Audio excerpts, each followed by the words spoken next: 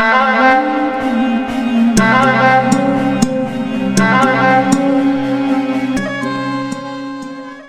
اللہ الرحمن الرحیم، میں ہوں محمد بلال افتخار خان اور آپ دیکھ رہے ہیں اسٹریٹجک انالیسس گروپ۔ میرے ساتھ آج موجود ہیں سلمان لالی، جو اسٹریٹجک انالیسس گروپ کے فاؤنڈنگ ممبرز میں سے بھی ہیں اور اس وقت pakturk.com کے ایڈیٹر بھی ہیں، اور مڈل ایسٹ، خصوصاً مڈل ایسٹ کے حوالے سے وسیع تجربہ رکھتے ہیں اور ان کے انالیسز آپ pakturk.com پہ دیکھتے رہتے ہیں۔ آج ہم مڈل ایسٹ کے اندر جو تبدیلیاں آ رہی ہیں، خاص طور پہ یوکرین وار کے بعد، اس کے اوپر بات کریں گے اور ہم جاننے کی کوشش کریں گے کہ اونٹ کس کروٹ بیٹھتا نظر آ رہا ہے، کیونکہ ایک طرف ہم دیکھ رہے ہیں کہ ٹرکش فورن پالیسی کے اندر ہمیں ایک بڑا شفٹ جو ہے وہ چینج نظر آ رہا ہے، جس کا اندازہ اس بات سے لگایا جا سکتا ہے کہ اخوان المسلمین ریلیٹڈ کئی چینلز جو ہیں وہ اپنے دفتر جو ہیں انقرہ سے ٹرکی سے شفٹ کر رہے ہیں یورپ کی طرف۔ دوسری طرف سعودی عرب کا دورہ اردوان کا، اسی طرح یو اے ای کے ساتھ بڑھتے ہوئے تعلقات، اور ایجپٹ کو جو دوستی کی ایک کوشش، انٹینشنل کوشش جو شروع کی ہے ٹرکش گورنمنٹ نے، وہ کس طرف ٹرکی کو جاتا ہوا دکھا رہی ہے، اس پہ ہم بات کریں گے۔ لیکن بات شروع کرنے سے پہلے ایک چھوٹی سی میں کمنٹ کرنا چاہوں گا کہ یوکرین وار کے بعد جو ہم ایک بات کر رہے تھے کہ چائنا رشیا الائنس کی جو کولڈ وار پچھلے کچھ سالوں سے ہم دیکھ رہے تھے، اس میں بہت زیادہ تیزی آئی ہے، اور ہم دیکھ رہے ہیں کہ امریکن جو فورن پالیسی کے اندر بھی ایک ایگریسو پوسچر نظر آ رہا ہے، جبکہ دوسری طرف چائنیز فورن پالیسی کے اندر ہمیں ابھی بھی وہ ایگریشن نظر نہیں آ رہی، اور وہ بہت دانائی سے اور حکمت کے ساتھ چیزوں کو ایبزارب کر کے بہت ریئلسٹیکلی اپنے جو انٹرسٹ ہیں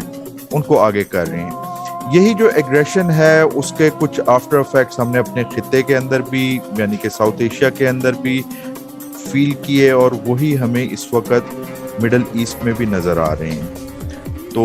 کیا سچویشن بنتی نظر آ رہی ہے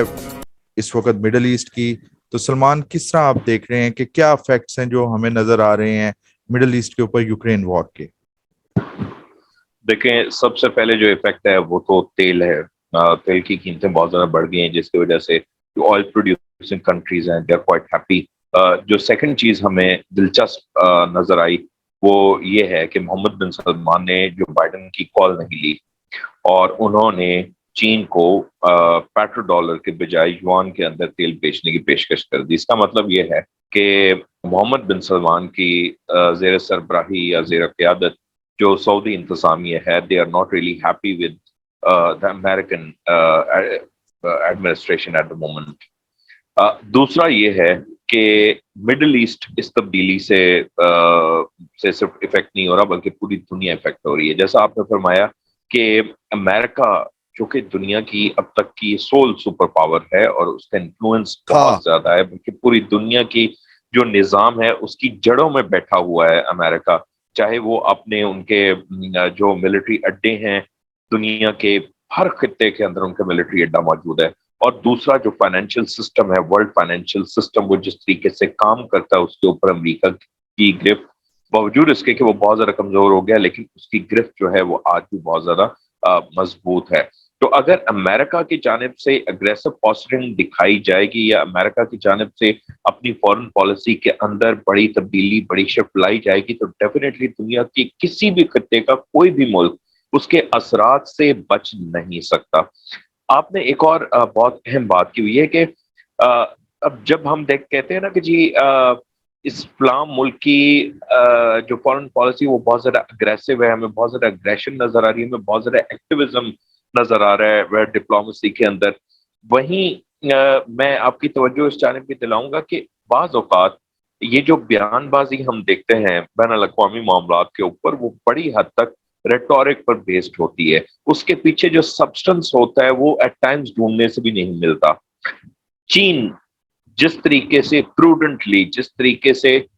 انتہائی دانشمندانہ انداز میں ساری کی ساری صورتحال کو اینالائز کر رہا ہے، اور یہ سی آئی اے کے جو ڈائریکٹر ہیں انہوں نے بھی اپنے ایک بیان میں کہا کہ چین جو ہے اس وقت تمام صورتحال کا بہت ہی غور سے جائزہ لے رہا ہے، بالخصوص یوکرینیوں کی جانب سے جس انداز سے مزاحمت کی گئی، بیکاز اگر وہ کسی بھی طرح کا اقدام اٹھانا چاہیں تائیوان کے حوالے سے، تو انہیں یہ تمام چیزوں کو مد نظر رکھ کر ہی کوئی اقدام اٹھانا ہوگا. اور وہ اس چیز کو انالائز کر رہے ہیں کہ اگر اس طرح کی صورتحال سے چین دو چار ہوتا ہے اپنے کچھ اقدامات کی وجہ سے ساؤتھ چائنا سی کے اندر یا تائیوان کے حوالے سے, تو انہیں کس حد تک ریزسٹنس کا سامنا کرنا پڑ سکتا ہے from the American and western countries, but also اس کی اپنی معیشت کے اوپر, اس کے اپنا جو نظام ہے اس کے اوپر کیا اثرات مرتب ہوں گے. تو میرا ذاتی طور پر خیال ہے کہ یہ جو یوکرین جنگ ہے اس نے بہت سارے ممالک کی ولنریبلٹیز کو بھی ظاہر کر دیا ہے, بالخصوص فوڈ کے حوالے سے. اگر عرب ممالک میں سے بعض ممالک جو ہیں وہ تیل کے حوالے سے, گیس کے حوالے سے خود کفیل ہیں, تو انہی ممالک کے اندر سب سے بڑا مسئلہ یہ ہے کہ some of those countries are wheat importing countries. They import their food from other countries, and one of the largest wheat exporting country is Russia. اور اس کے بعد انڈیا ہے, اور انڈیا نے اپنی ایکسپورٹس جو ہیں ان پر پابندی لگا دی ہے. تو یہ آنے والے دنوں کے اندر ابھی یونائٹڈ نیشن سے بھی کہہ دیا ہے کہ جو فوڈ کا بحران ہے وہ انہیں گہرا ہوتا نظر آ رہا ہے, اور آنے والے دنوں میں اگر یہ بحران گہرا ہوتا ہوا نظر آتا ہے جس طریقے سے پریڈکٹ کیا جاتا ہے, تو پھر اصل امتحان ہوگا ان تمام ممالک کی فارن پالیسی کا, ان کی ڈپلومیسی کا, ان کے تمام جو پالیسی ساز ہیں ان کے لیے definitely it will be a big test. Gas pipeline ہے جو بڑی اہم ہے, اسرائیل سے شروع ہو رہی ہے. 2018-19 کے اندر پومپیو نے اس کا افتتاح بھی کیا تھا اس کی لانچنگ سیریمنی میں, ایسٹ میڈیٹرینین پائپ لائن. تو اب اس میں ہم دیکھ رہے تھے کہ ایک بڑا اریٹینٹ بن کے جو ہے ٹرکی سامنے آ رہا تھا, خاص طور پہ سائپرس گیس کے حوالے سے آ رہا تھا. اسی وجہ سے ہم نے دیکھا کہ کچھ ممالک قریب آئے جن کے اندر اسرائیل کے ساتھ ایجپٹ تھا, گریس تھا, اور جو ہے گریس کے زیر کنٹرول جو سائپرس ہے. تو آپ اس پائپ لائن میں کیا دیکھتے ہو کہ کیا اس منصوبے کے اندر ٹرکی کو جو قبرص کی گیس ہے اس سے دستبردار ہونا پڑے گا, یا آپ یہ دیکھتے ہو کہ کوئی ڈیل ہو جائے گی جس کے بعد ٹرکی بھی اس پروجیکٹ کا جو ہے حصہ بن جائے گا؟ دیکھیں, اب ایسٹ میڈ بیسیکلی پروجیکٹ ہے وہ یہ ہے کہ اسرائیل کے ٹیریٹوریل واٹرز کے اندر گیس کے بہت بڑے ذخائر ڈسکور ہوئے, جس کے بعد انہوں نے منصوبہ بنایا کہ اس گیس کو فروخت کس طرح سے کرنا ہے, بالخصوص یورپ کو فروخت کس طرح سے کرنا ہے. یہاں پہ سب سے بڑی کوشچن آ جاتا ہے جو گریس سائپرس ہے. میں عرض کرتا ہوں. تو جو ایسٹ میڈ تھا بیسیکلی وہ اس پروجیکٹ کے اندر انہوں نے ترکی کو مکمل طور پر بائی پاس کیا, اور ان ٹیریٹریز کے اندر سے اس گیس پائپ لائن کو تعمیر کرنے کا یہ منصوبہ بنایا گیا,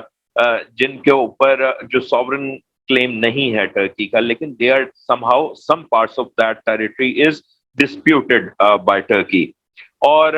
جب وہ وہاں سے گزارنے کی بات ہوئی تو آپ نے یہ دیکھا 2017, 18, 19, 20, 21, 22 تقریباً 4-5 سال کے دوران اس کے اوپر پریکٹیکلی کچھ بھی نہیں کیا جا سکا. ایک تو یہ کہ اس پائپ لائن کی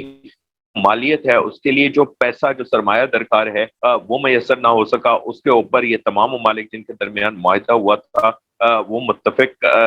نہ ہو سکے. تیسری بات یہ ہے کہ امریکہ کا اس کے اندر رول ایک سفارتی حمایت کا سا تھا, وہ ایک پولیٹیکل ویٹ اس سارے کے سارے پروجیکٹ کے پیچھے ڈال رہے تھے. پریکٹیکلی ان کا کوئی رول نہیں تھا, ان کی کوئی کمپنی اس کے اندر انوالو نہیں تھی, امریکن کمپنی تھی, چیورون تھی بھائی اس کے اندر انوالو تھی. اور بیسیکلی اس منصوبے کا جو مقصد تھا وہ جو رشین گیس کے اوپر ڈپینڈنسی ہے اس کو ختم کرنا تھا, اور یہ اسی گیس نے جو ہے وایا اٹلی جو ہے اس نے باقی جو ہے جرمنی تک جانا تھا. بیسیکلی یہ منصوبہ جو تھا وہ یورپ کو گیس فراہم کرنے کا تھا, لیکن the basic part of this whole plan was to avoid Turkey کے ذریعے وہ نہیں جانا چاہ رہے تھے. اور ٹرکی کا یہ تھا کہ اگر اسرائیل کی گیس کو اگر آپ نے یورپ پہنچانا ہے تو وہ آپ ٹرکی کے بغیر اس منصوبے کے اوپر عمل نہیں کر سکتے. ابھی حال ہی میں جب یہ ایسکلیشن شروع ہوئی رشیا کی جانب سے, تو امریکہ کی جانب سے بعض ماہرین نے یہ کہا کہ امریکہ کی جانب سے ٹرکی کو یہ فیور دی جا رہی ہے, اور انہوں نے اس منصوبے سے دستبرداری کا اعلان کیا. اور بیسیکلی ایسٹ میڈ اب ایک ڈیڈ پروجیکٹ ہے at the moment, it is on the paper, معاہدوں کے اوپر دستخط ہو چکے ہوئے ہیں، اور اس کے بعد ٹرکی نے بھی ایک پرابلم فیس کی، ایران کی جانب سے جو وہ امپورٹ کرتے تھے اس کے اندر کچھ تعطل آیا جس کی وجہ سے ان کو بہت زیادہ چیلنجز کا سامنا کرنا پڑا. انہیں بھی لگا کہ جی اب ہمیں گیس کے لیے مزید جو ذرائع ہیں وہ ڈھونڈنا پڑیں گے، اور اسرائیل کا یہ جو ایسٹ میڈ جو کافی عرصے سے انہیں چبھ رہا تھا، وہ اسے پسند نہیں کرتے تھے، تو انہوں نے یہ لابنگ کرنا شروع کر دی اور بڑا اگریسولی انہیں اس چیز کا سجیسٹ کرنا شروع کر دیا کہ جی اگر اسرائیل یورپ تک پہنچانا چاہتا ہے تو Turkey is the best option. Turkey کا پانی ٹیریٹوریل خاص طور پہ جو یہ انہوں نے کیا تھا لیبیا کے ساتھ معاہدہ کیا تھا ڈیمارکیشن کا، جس کے بعد گریس نے ایجپٹ کے ساتھ کیا تھا، تو یہ ایک فالٹ لائن تو ہے اس درمیان کے اندر. ایگزیکٹلی، ڈیفینیٹلی وہ ڈسپیوٹڈ ٹیریٹوریل واٹر بہت زیادہ کلیمز ہیں. اچھا، اب ٹرکی کا ہی اوپر دوبارہ آئیں گے کہ اخوان المسلمین کے کئی جو ٹی وی چینلز تھے اور میڈیا آؤٹ لیٹس تھیں وہ اپنے آپ کو موو کر رہی ہیں. اس کا مطلب یہ کہ حماس جس کی سپورٹ ٹرکی ٹریڈیشنلی کرتا آیا ہے فلسطینی کاز سے، تو وہ اس کے اندر بھی ہمیں کمی دیکھنے میں آئے گی، کیونکہ اگر آپ نے سعودی عرب کے ساتھ، آپ نے یو اے ای کے ساتھ بہتر تعلقات بنانے ہیں، اور جو کہ اس وقت ایک کوشش بھی نظر آ رہی ہے، تو اس کا مطلب یہ ہے کہ ٹرکی کو اپنے آپ کو اخوان اور اس کی جو آئیڈیولوجیکل برانچز ہیں ان سے دور کرنا پڑے گا. تو اس کا مڈل ایسٹ کی پالیٹکس کے اوپر آپ کو کیا نظر آتا ہے، کیا چینجز آئیں گی؟ دیکھیں، سب سے پہلے ایک تو حماس اور اخوان المسلمون کے معاملے کو ہمیں تھوڑا سا الگ الگ کر کے دیکھنا پڑے گا. As far as Hamas is concern, تو اسرائیل کے ساتھ ان کے تعلقات کی بحالی اور ہرزوگ کے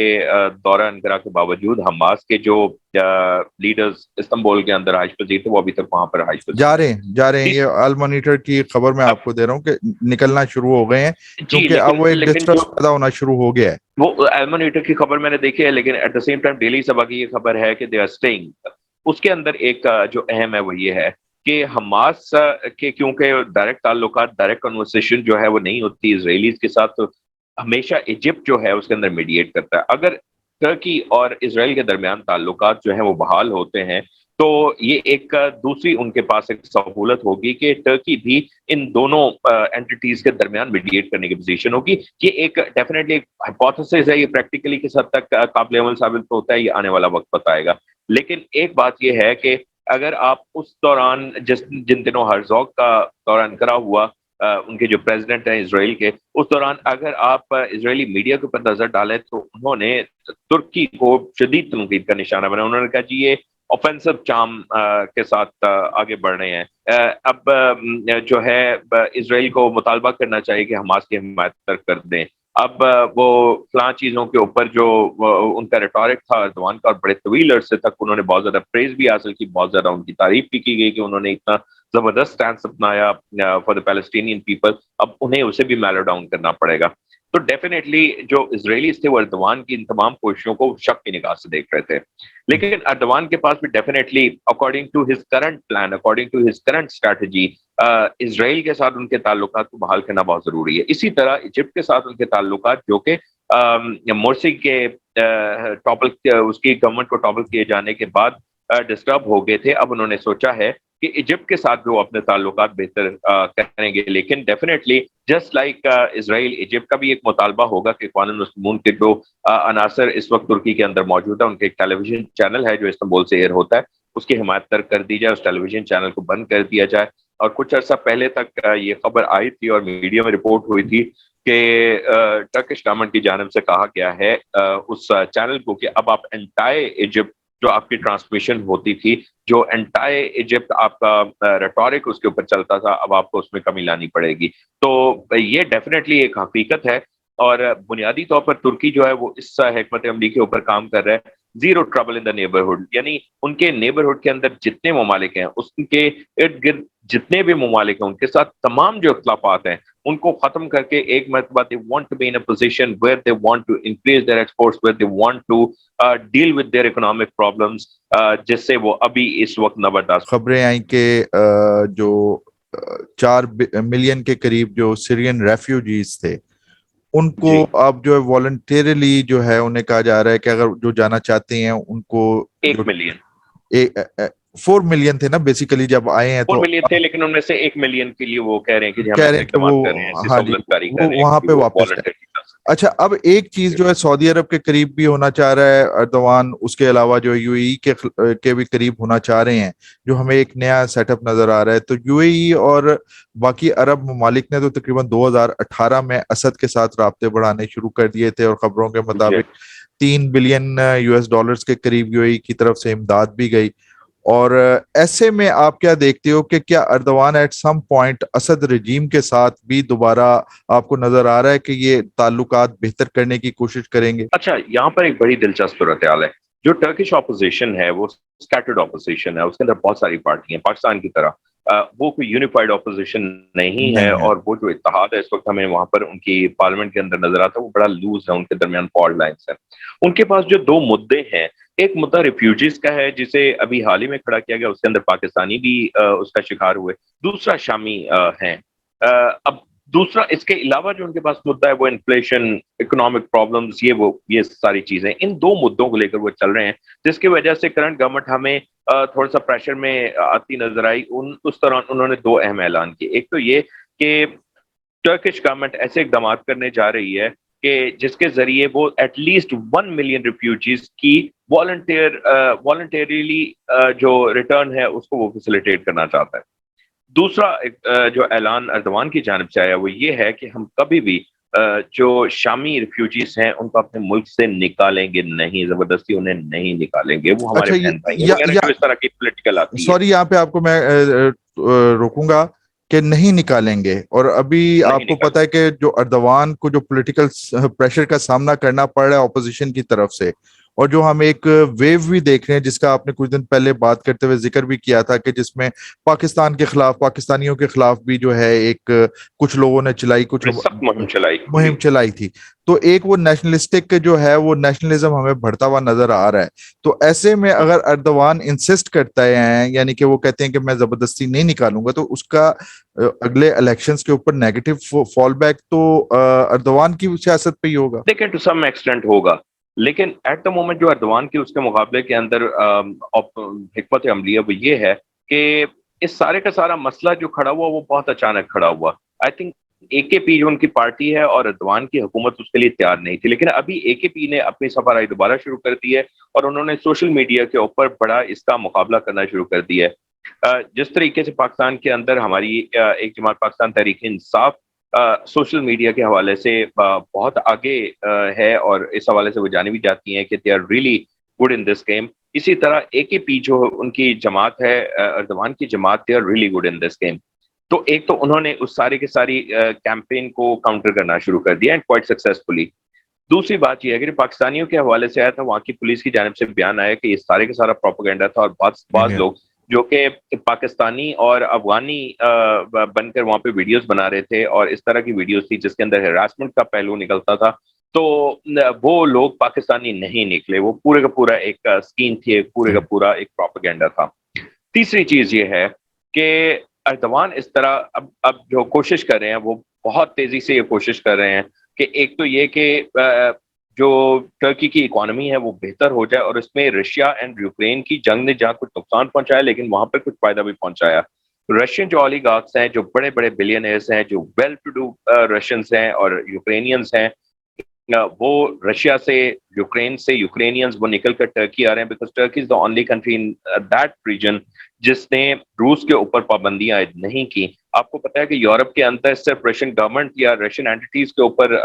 پابندیاں نہیں لگی، بلکہ Russian oligarchs who are known to be closer to Putin ان کے اوپر بھی پابندیاں لگائیں. اسی طرح ہمیں کچھ عرصہ پہلے خبریں ملیں کہ جی فلاں رشین اولیگارک جو بلینئر ہیں ان کی یاٹ جو ہے وہ ٹرکش پانیوں کے اندر سیل کرتے ہوئے نظر آئی، وہ فلاں بندرگاہ کے اوپر پارک ہوئی. It means کہ Russians are actually coming here and they are allowed to make any kind of investments. وہ تو اس میں سب سے بڑا جو اٹامک پلانٹ جو ہے، جو ٹرانسفر آف ٹیکنالوجی کا جو ان کا معاہدہ ہوا تھا اس کے اوپر بھی کریں. اچھا ہمارے پاس ایک اور چیز میں بلال صاحب یہاں پر آپ کو بتاتا چلوں کہ جو آپ نے دوسرا فرمایا اس حوالے سے کہ جی آنے والے دنوں کے اندر ان کو کچھ مسائل درپیش ہو سکتے ہیں، ڈیفینیٹلی ان کو کچھ نہ کچھ مسائل درپیش ہوں گے. اچھا اب جو ہے نا کوئک ہمارے پاس ٹوٹل جو ہیں 6 منٹ ہیں، اس میں 2 سوال آپ سے میں نے کرنے ہیں. سب سے پہلے تو میں آپ سے یہ سوال کروں گا کہ یہ پچھلے ہفتے جو بشار الاسد کا دورہ ایران تھا، جہاں پہ وہ خامنہئی صاحب سے بھی بشار ملا اور اس کے بعد وہ واپس چلا گیا، تو جو صورتحال چینج ہو رہی ہے اس وقت مڈل ایسٹ کے اندر، اس تناظر میں بشار کا دورہ ایران جو ہے وہ کس قدر اہم تھا اور آپ اسے کیسے دیکھ رہے ہیں؟ لیکن بشار کا دورہ ایران بھی ہے، پھر امیر قطر کا دورہ ایران بھی ہے، اس کے علاوہ جو شام کے پی کے زیر قبضہ علاقے ہیں ان پر امریکی پابندیوں کا خاتمہ بھی ہے. اس کے علاوہ فن لینڈ اور سویڈن کی نیٹو کے اندر شمولیت بھی ہے، جس کے حوالے سے ایردوان نے کہا کہ وہ اس پر کمفرٹیبل نہیں ہے. They do not see it in positivity, اور وہ اس کے اوپر بارگین بھی کرنا چاہیں گے. تو آپ نے ایک پچھلے سوال کے اندر کہا تھا کہ کیا اردوان کو جو ہے بشار الاسد کے ساتھ بات کرنا پڑے گی. میرے خیال میں اگر امریکہ کا جو رویہ ہے وائی پی جی کے حوالے سے، جو کہ پی کے کی شامی شاخ ہے، اس کے حوالے سے یہی رہتا ہے، تو ڈیفینیٹلی ہم فیوچر کے اندر یہ دیکھ سکتے ہیں کہ اردوان یا ان کی حکومت کے کوئی عہدیدار کم از کم ٹریک ٹو ڈپلومیسی کے ذریعے شامی حکومت کے ساتھ جو ہے وہ روابط قائم کریں گے. دیکھیں 2-3 چیزیں ہوتی ہوئی نظر آ رہی ہیں. ایک تو یہ ہے کہ ٹرکی اس چیز کو بہت ہی آسانی سے ہضم نہیں کرے گا کہ امریکہ کی جانب سے ان علاقوں کے اوپر پابندیاں ختم کی گئی ہیں، یعنی انہیں بیسیکلی لائسنس مل گیا ہے ٹو آپریٹ. ٹھیک ہے، اب وہ جو پابندیاں وہ زراعت کے شعبے کی بھی ہیں، وہ آئی ٹی کے شعبے کی بھی ہیں، وہ دیگر معاشی سیکٹرز کے شعبے کی بھی ہیں. تو اگر ان علاقوں کے اندر کوئی اکنامک ایکٹیویٹی ہوتی ہے اور اس اکنامک ایکٹیویٹی سے جو انکم جنریٹ ہوتی ہے وہ وائی پی جی اور وائی پی جی کے ذریعے وہ پی کے تک پہنچنے کا خدشہ یا ایک تاثر بھی ملتا ہے، تو definitely Turkish government will definitely react. اس کے اوپر ان کے پاس اور کوئی چارہ نہیں ہے. لیکن جو ہمیں بشار کے حوالے سے نظر آ رہا ہے وہ یہ ہے کہ امریکہ نے بھی بڑی حد تک اسے ایکسیپٹ کر لیا ہے کہ بشار کی گورنمنٹ جو ہے it is there to stay, اور امریکہ اگر اس کے ساتھ اپنے روابط کو دوبارہ بحال کرے یا نہ کرے، لیکن خطے کے جو دیگر ممالک ہیں ان کے ساتھ ان کے روابط جو ہیں وہ بحال ہو جائیں گے. اور ہمیں یہ دیکھنے میں ملتا ہے کہ ایران کو بھی اب دوبارہ سے انہوں نے جو ہے وہ کسی حد تک اکوموڈیٹ کرنا ان انٹرنیشنل سسٹم. بیکاز امیر قطر گئے تو انہوں نے بہت ہی اہم بات کی، انہوں نے کہا کہ جی جو ان کی اسٹالڈ ڈسکشنز ہیں آن دا نیوکلیئر ڈیل، میں ان کو دوبارہ ریزیوم کرنے میں ان کی مدد کر سکتا ہوں. انہوں نے یہ آفر کیا. بیسیکلی میری یہ سینس ہے کہ جو امیر قطر ہیں وہ امریکہ کی جانب سے کسی اشارے کے بغیر تہران نہیں گئے ہوں گے اور انہوں نے یہ بات نہیں کی ہوگی. بیکاز امریکنز بھی اس حوالے سے بہت زیادہ ڈیسپریٹ ہیں کہ جو تیل کی قیمتیں عالمی سطح کے اوپر جا رہی ہیں اور ایرانی تیل کی ایکسپورٹس کے اوپر پابندی ہے. اگر یہ نیوکلیئر ڈیل ہو جاتی ہے، یہ ریوائیو ہو جاتی ہے، امریکہ اس میں دوبارہ سے شامل ہو جاتا ہے، تو جو مارکیٹس ہیں اس کے اوپر جو دباؤ پڑ رہا ہے اس کو ختم کرنے میں کسی حد تک مدد ملے گی. Because Saudis have been adamant, جو اوپیک پلس کنٹریز ہیں، they have been adamant they are not willing to increase their production, جس کی وجہ سے عالمی جو مارکیٹس ہیں اس کے اندر آئل کی قیمتوں کے اوپر دباؤ جو ہے وہ ابھی برقرار رہے گا. دوسری بات یہ ہے کہ بشار کے یہ جو وائی پی جی کے زیر قبضہ علاقے ہیں اس کے اندر تیل کی فروخت جو ہے اس کے اوپر پابندی نہیں ہے، لیکن آنے والے دنوں کے اندر یہ ایک انٹیپ ریسورس ہے فار دا انٹرنیشنل مارکیٹ. اگر بشار کے ساتھ کسی حد تک انڈائریکٹلی سیٹلمنٹ ہو جاتی ہے، کسی حد تک معاملات بہتری کی جانب جو کہ مشکل نظر آتے ہیں، لیکن اگر ہو جاتے ہیں تو جو شامی تیل ہے اس کا عالمی مارکیٹس کے اندر آنا definitely will be a good news. اچھا اب یہاں سے لاسٹ کوشچن کی طرف آؤں گا اور آپ کا کوئک جو ہے وہ آنسر چاہیے ہوگا کہ بشار وہاں پہ گیا، یہ بھی خبریں ہیں کہ رشینز اپنی کچھ فورسز موو کر رہے ہیں جن کو وہ یوکرین کے لیے لے کے جا رہے ہیں، اور ایک تھیوری یہ بھی ہے کہ بشار جو گیا تھا وہ بیسیکلی یہی تھا کہ ایران کے ساتھ کوآپریشن کو زیادہ بڑھایا جائے، سیکیورٹی جو اس وقت سچویشن ہے اس میں ایران مدد کرے. اچھا ایک خبر بہت تسلسل سے آ رہی ہے کہ سوڈان جو ہے وہ رشیا کو ایک بیس دے رہا ہے، نیول بیس دے رہا ہے میڈیٹرینین کے اندر. ہم نے دیکھا پچھلے کچھ مہینے پہلے جو ایک نئی ٹاسک فورس نے بھی اپنا ریڈ سی کے اندر سوئس سے لے کے جو عمان تک جو ہے اس کی رسپانسبلٹی ہے اینٹی ٹیررزم اور اینٹی پائریسی کے لیے گشت اس نے شروع کر دی ہے. ٹاسک فورس 153 کا اسے نام دیا گیا ہے. ایسے میں ہم دیکھ رہے ہیں کہ جو ایک بیسس کی ہمیں سچویشن نظر آ رہی ہے. آپ کیا دیکھتے ہو کہ ایک رشین بیس ہمیں نظر آتی ہے ٹارٹرس کی جو سیریا کے اندر ہے، اور پھر ایک بیس یہاں پہ آ جاتی ہے، تو آگے آنے والے دنوں کے اندر یہ جو ریڈ سی ریجن ہے جو خاص طور پہ سوئس کی وجہ سے بہت اہم ہو جاتا ہے ٹریڈ کے حوالے سے, وہاں پہ کیا سچویشن آپ ڈیولپ ہوتی ہوئی دیکھ رہے آپ کے اس سوال کا پہلا حصہ کیا تھا بلال صاحب؟ ہو؟ سوڈان جو ہے وہ اس کے ساتھ ڈیل نہیں، آپ فائنلائز نے ہو رہی. بشار کے حوالے سے کہا. اچھا، بشار کے حوالے سے ایک اہم ایلیمنٹ یہ ہے کہ ٹرکی جس کا پہلے معاہدہ تھا روس کے ساتھ، وہ اس کی جو طیاروں کو گزرنے دیتا تھا، ملٹری ایئر کرافٹس کو شام تک جانے کی اجازت دیتا تھا، اب وہ بند کر دیا گیا. اور اس حوالے سے ایردوان نے خود پوٹن کو فون کے اوپر آگاہ کیا کہ جی اب ہم اس اجازت کو، اس پرمیشن کو دوبارہ رینیو نہیں کریں گے. تو ایک تو وہ چیز ہے. دوسری چیز یہ ہے کہ جو باسفورس اسٹریٹ سے بھی جو ان کے ملٹری ہیں جہاز، وہ اب میرے خیال میں نہیں گزر سکتے. Correct me if I am wrong. وہ تو رشینز کے وہ نیٹو بھی نہیں گزر سکتی, اس نے دونوں کے لیے بند وہ کر نیٹ بھی دی, نہیں گزر سکتی، لیکن انہوں نے دونوں کے لیے بند کر دی. بند کر دیا. ہاں تو ایک تو یہ دباؤ ڈیفینیٹلی وہاں تک رسد پہنچانا، وہاں تک ٹروپس کو پہنچانا اور وہاں تک ساز و سامان پہنچانا، وہ definitely it is a big challenge. تو دوسری بات یہ ہے کہ رشیا کے اندر ایٹ دا مومنٹ جو کرنٹ سچویشن چل رہی ہے بالخصوص یوکرین کی جنگ کو لے کر، definitely they would like to recall some of their resources from Syria to Ukraine. تو یہ بھی ممکن ہے بالکل. تیسری بات آپ نے جو سوڈان کے حوالے سے کی اور وہ سارے کے سارے معاملات، ڈیفینیٹلی ایک اور بیان کی طرف میں آپ کی توجہ دلاؤں گا، آپ کی نظر سے ضرور گزرا ہوگا. وہ نائب وزیر خارجہ ہیں روس کے، انہوں نے کہا کہ اگر نیٹو ممالک نے روس کی سرحدوں کے قریب ترین کوئی نیوکلیئر ایسٹ اگر وہاں پر رکھنے کی کوشش کی یا اس کو قریب لانے کی کوشش کی، تو Russia will definitely take offence and they will respond. Last question کی طرف میں آؤں گا کہ اس وقت جس طریقے سے اگریسو ایک ہمیں لگ رہا ہے, امریکہ نے بہت ہی خاص طور پہ پچھلے 10-20 سال میں ایک آرڈر بنانے کی کوشش کی ہے, اور جس کی معراج ہم نے دیکھی جب ابراہم ایکارڈ ہوا, اور یو اے ای سمیت کچھ اور ہمارے برادر اسلامی ممالک نے اسرائیل کو جو ہے تسلیم بھی کر لیا. لیکن اس کے بعد بائیڈن انتظامیہ کے آنے کے بعد ہم نے دیکھا کہ جس طریقے سے سعودی عرب کو ٹریٹ کیا گیا, اور اسی طریقے اس کا اثر یہ ہوا کہ ہم نے دیکھا کہ اب سعودی عرب جو ہے اپنی اسٹریٹجک انڈیپینڈنس کی طرف آ گیا. اس نے چائنا کے ساتھ جو بھی آپ نے ذکر بھی کیا کہ یو این کے اندر تیل بیچنے کا بھی جو فیصلہ ہوا ہے. تو آپ کیا دیکھ رہے ہیں امریکن انفلوئنس کا مستقبل مڈل ایسٹ کے اندر؟ دیکھیں، مڈل ایسٹ چھوڑ کے پوری دنیا کے اوپر اب آپ بات کر لیں کہ امریکن انفلوئنس کا کیا ہوگا. فار ناؤ امریکہ نے یہ چیز ڈیمانسٹریٹ کر دی ہے کہ America is a sole super power of the world, specially اس کی جو ابیلٹی ہے سینکشنز لگانے کی. دوسرا اس کا جو پوری دنیا کے اندر عسکری اثاثہ جات کا ایک جال ہے. تقریباً 800 سے زائد ایسے اڈے ہیں، اور دنیا میں ایسا کوئی اور ملک نہیں ہے جس کے اس سے آدھے، اس کے نصف بھی دنیا کے مختلف علاقوں کے اندر اڈے موجود ہوں. تو ڈیفینیٹلی ایک بہت بڑا لیوریج ہے، یہ دو بڑے لیوریج ہیں. لیکن ایٹ دا مومنٹ جن مسائل سے دنیا کے مختلف ممالک گزر رہے ہیں، معاشی مسائل سے، ان مسائل سے امریکہ بھی گزر رہا ہے. ابھی تک امریکہ اس لیے بچا آ رہا ہے کہ پوری دنیا کے اندر ڈالر کو ایک ایسی حیثیت حاصل ہے جس کی وجہ سے اس کی ویلیو جو ہے وہ کبھی اس طرح سے نہیں گرتی جس طرح سے دیگر کرنسیوں کی ہم دیکھتے ہیں انڈیویجول کنٹریز کی. یہی وجہ ہے کہ وہ اپنے فیڈرل ریزرو کے اندر لگے ہوئے پرنٹرز کے ذریعے جتنی کرنسی جو ہے وہ چھاپنا چاہیں وہ چھاپ کر ٹریلینز آف ڈالرز کے بیل آؤٹ دے سکتے ہیں، چاہے وہ ریسیشن کے دوران ہو، چاہے وہ کووڈ-19 کے دوران ہو. لیکن اس پورے کے پورے نظام کی جو ولنریبلٹی ہے وہ بھی ظاہر ہو رہی ہے.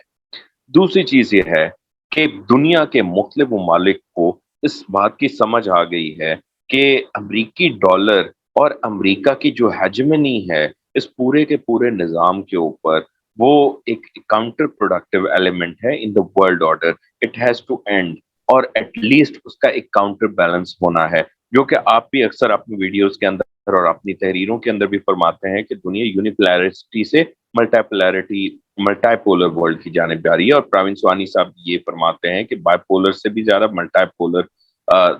جو ہے وہ دنیا کا آؤٹ لک ہمیں ہوتا نظر آ رہا ہے. تو اس صورتحال کے اندر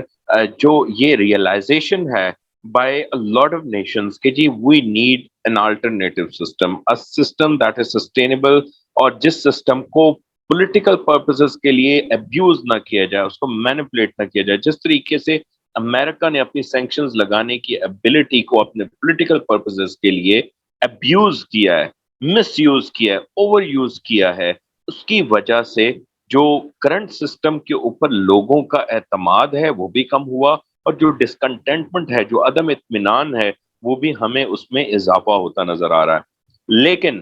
ہم نے یہ آنے والے دنوں میں یہ دیکھنا ہے کہ امریکن پاور کے جو ڈکلائن کا پروسیس جو کہ ٹریگر ہو چکا ہوا, اور وہ ٹریگر آج سے نہیں, وہ تقریباً میں کہوں گا سن 2001 سے شروع ہو گیا ہے, یا کم و بیش سن 2007-8 کی ریسیشن کے بعد تو شروع ہو ہی گیا تھا. تو اس کے جو ہے وہ کہاں, اس کا نقطہ عروج جو ہے وہ کتنے عرصے کے بعد ہمیں دیکھنے میں آتا ہے. اور جس طریقے سے ہمارے یہاں کہا جاتا ہے نا کہ جب دیا بجھنے کو آتا ہے تو وہ آخری لمحوں کے اندر زیادہ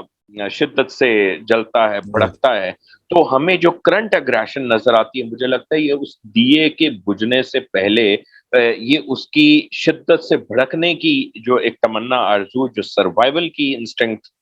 ہے, یہ اس کے تحت نظر آتی ہے. لیکن آنے والے دنوں کے اندر جو خدشہ ہے وہ ایک عالمی نوعیت کے کسی اور بڑے کانفلکٹ کا ہے, جس کے حوالے سے بہت سے لوگ خدشات کا اظہار کرتے آ رہے ہیں. اقبال خضر راہ ان کی نظم, اور ویورز سے کہوں گا ضرور اسے پڑھیں, خضر راہ اور جواب خضر راہ. تو اس کے 4 اشعار کے اوپر میں بات اپنی ختم کروں گا کہ اقبال کہتے ہیں, خواب سے بیدار ہوتا ہے ذرا محکوم, پھر سلا دیتی ہے اس کو حکمران کی ساحری. آگ ہے اولاد ابراہیم ہے نمرود ہے, کیا پھر کسی کو کسی کا امتحان مقصود ہے. اگلے انالیسس تک کے لیے مجھے اور سلمان کو اجازت دیجیے. السلام علیکم ورحمۃ اللہ وبرکاتہ. اللہ حافظ.